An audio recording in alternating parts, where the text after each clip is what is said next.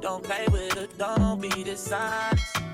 Hello, beautiful souls, and welcome back to my channel. My name is Lene, and if you're new here, please go ahead and hit the subscribe button and that notification bell to the right so that way you're notified every time I drop a new video.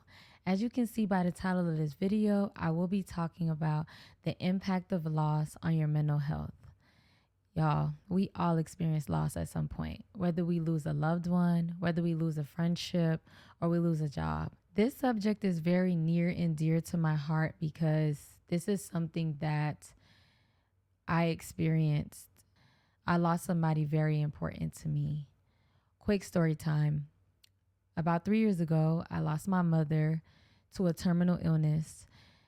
This was something that was very impromptu. Like, I didn't know she was sick. And when I found out she was sick, I feel like she wasn't even sick that long for her to be terminally ill.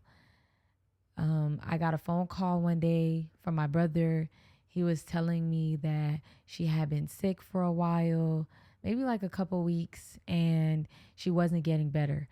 So I thought to myself, like, okay, well, that's a little strange because I was just home 2 months prior. She looked fine, so for her to just suddenly or randomly pop up sick, it was just, I don't know, it was just weird to me. Now, during this time, I'm an entrepreneur. Okay, I don't have a conventional job. I have a couple contracts that I was working on.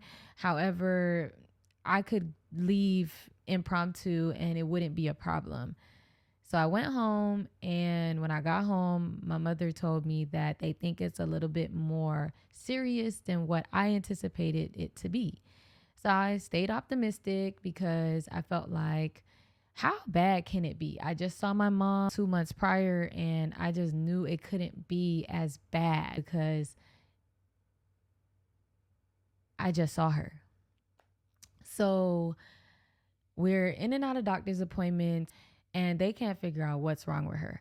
So we have about 10 doctor's appointments. And when we get to the 10th one, they're able to tell us what's wrong, and they suspect that she has a terminal illness. Y'all, I felt like somebody hit me over the head with a suitcase. Okay, like I was shocked, like terminal. And I was just home 2 months prior, and my mom looked fine. She looked fine. There was nothing wrong with her. She was eating, walking, speaking. Everything was fine. And here I am 2 months later, and she's having trouble walking. Her stomach is swollen.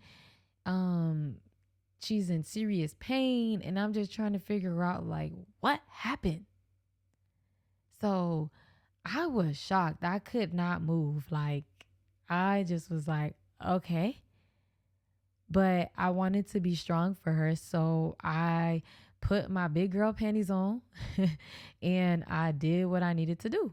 I was her backbone. I was positive. I quickly started changing her diet. I tried to contact as many doctors as I could, try to get second opinions. I would meditate all day. Like, I would go outside, sit in the grass, and meditate. Okay. I would just talk to God, and I would just try to, one, understand what is going on. And then two, try to see if there's anything I can do on a spiritual sense. Like, how many prayers can I pray to get God to hear me, to get God to feel me, to get God to do something, step in and do something for me, like save her. Like, I begged, I pleaded, I felt like I almost went crazy trying to tap into an energy where I wanted my mom to live. So like I said, I would journal. I didn't journal every day, but I tried to journal majority of the time. I tried to write down how I was feeling. I tried to write down manifestations. I tried to write down things that would promote her living. I even got to a point where I was even delusional. Like I started believing that she was getting better even though she wasn't. Like I was walking around like, yeah, my mom's gonna make it. She's gonna make it. She's declining. Like there's every sign showing that baby girl, she just might not make it. But I just wanted to believe in my heart that although she was declining, she could get better. So I became delusional. Like my delulu was real, real. Like I was so delulu. I would wake up every day. We would have a morning routine. I turn my gospel songs on. I try to get her hype. I would cook for her. I'd call the different doctors, trying to get second opinions, trying to get her into other clinical studies. I was just trying to figure out a way to save my mom. Y'all, I went home with the intention of loving and nurturing and bringing my mom back to life. I did not go home for a funeral. I did not go home to bury my mother. So 2 months passed and she passed away. And y'all,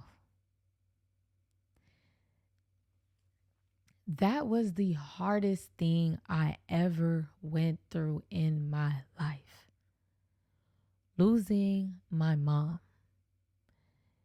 You know when you are born and they cut the umbilical cord off of you and that separates you from your mom? I felt like when my mom transitioned, that was the final umbilical cord being cut off. Like I felt like a piece of me went with her. And I can say I was never the same. I am not the same person I was before my mom passed at all. And this has taken a huge toll on my mental health. We're not taught how to grieve. This is not something that is taught. It's not normal. As normal as losing someone is, it doesn't feel normal when it happens because this is not something that is talked about. Society moves on. Like you might get a couple condolences, my condolence texts, couple calls. But after a week, people move on with their lives.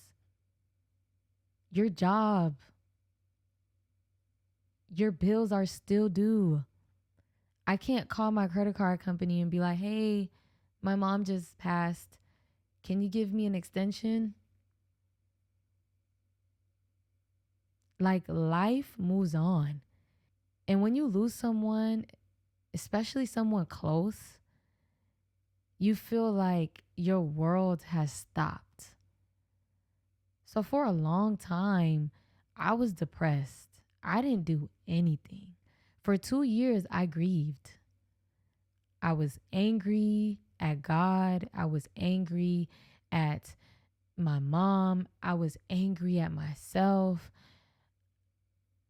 I know you're not supposed to question why things happen, but I was questioning God. I was like, why? But why? But why did why did this have to happen to me? Like if anybody knows me, my mom is my shiro. She's the strongest person I know. And to lose her before I feel like I could repay her for everything she sacrificed for me was very hard. And to this day, I still can't come to grips with it. Sometimes I even forget that my mom has even passed. I get to a point where everything just feels normal. And I sometimes will pick up the phone and be like, oh, let me call my mom. And then I realize, oh, she's not here anymore.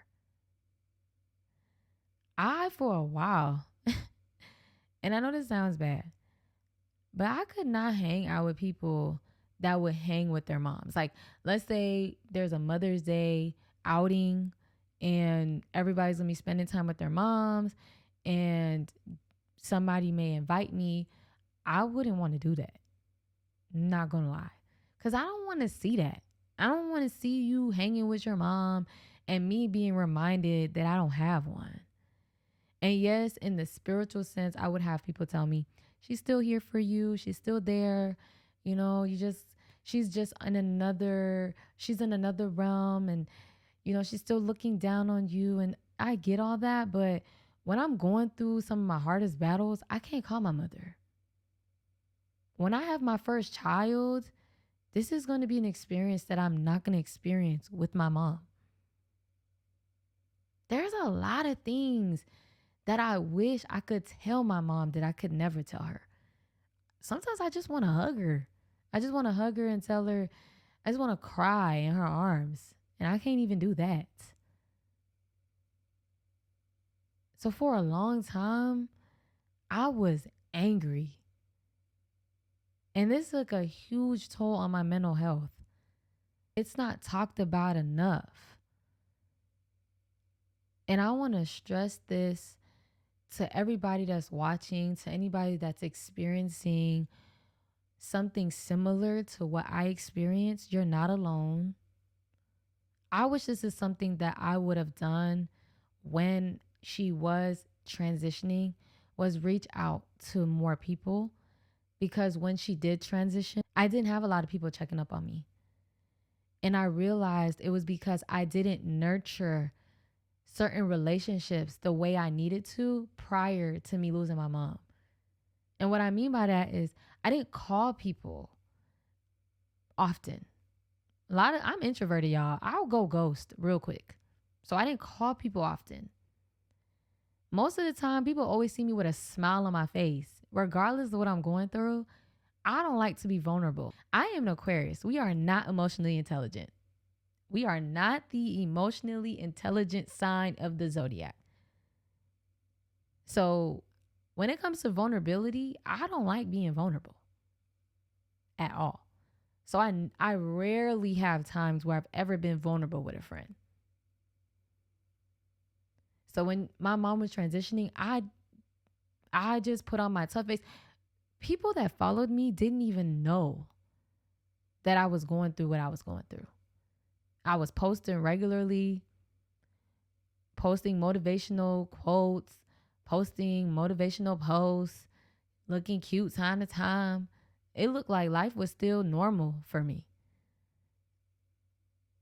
So when she passed and I shut down, nobody knew how to be there for me. So please, please, please check up on your strong friends, y'all. And I know a lot of times one of the things that I always hear is that, well, I don't want to trigger you. I don't want you to, get triggered or blow up on me. Okay. But I'd rather you ask me how I'm doing versus not asking me anything at all. So, for example, you could text me like, hey, girl, I know you've been through a lot these last couple of years. How are you doing? How's your mental health? Are you okay? So you may not have to bring up what happened, but you can check up on somebody. How's life lately? Life been lifing. It's been lifing for us all. You good?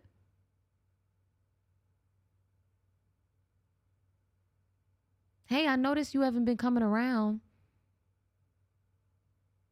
I just wanted to make sure you're okay. There's ways that you can reach out to a friend and see if they're okay, especially having to process grief. So if you're going through a hard time processing grief right now, I just want to let you know you're not alone. It's okay to feel how you feel. Lean on your friends, lean on your family, lean on those people that want to be there for you. Lean on those people that called you since day one. lose the expectations. Oh, this person didn't comment. Who cares?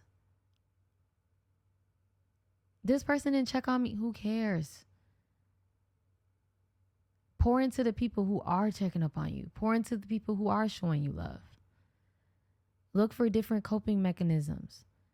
Everybody doesn't respond to therapy, but there is something out there that you can do, that you can respond to, that will help you. Connect with someone who has processed grief. And I know for me personally, I have a group of friends that we connect with each other, and we just talk about losing our loved one.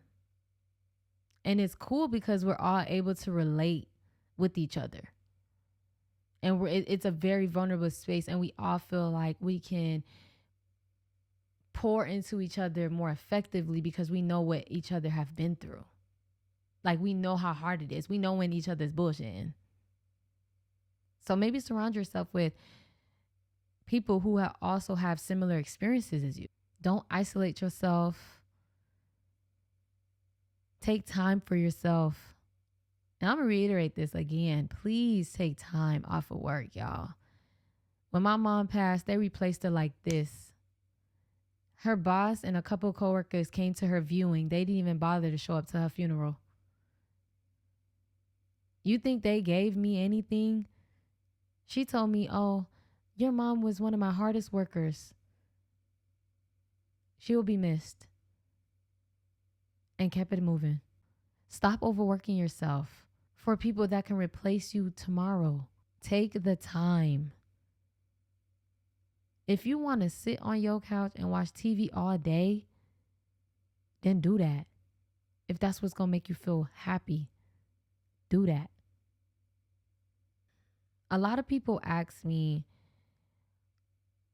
what did I do, or how did I get over losing my mom? I'm not over it.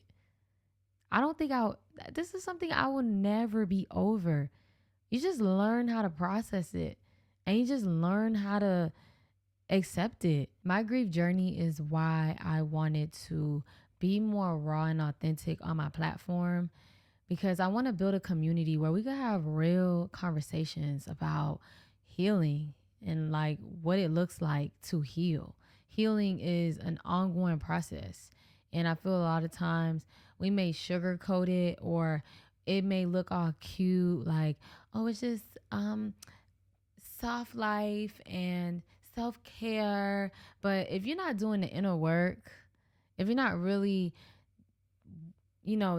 tapping into the work of the mind, then your healing journey is just going to just be a long and intense journey. It won't be a fulfilling one because you're ignoring a key component of that journey, which is doing the inner work. Thank you all for allowing me to be vulnerable.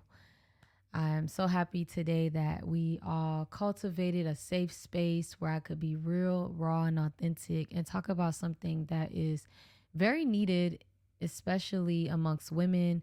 A lot of times we work hard and we don't take time for ourselves. And especially when you experience something as traumatic as grief, you need to take time for yourself because eventually it will catch up to you. If you're dealing with loss or pain of any kind, I want you to know you're not alone, and this is a safe space to continue the conversation. So let me know down in the comments what you guys think of this video. And if you are experiencing anything similar, are there any things that you have done in your healing journey that's gotten you to a better place? Alrighty, y'all. Thank you, and I'll see you in my next video. Bye. Oh, oh, oh.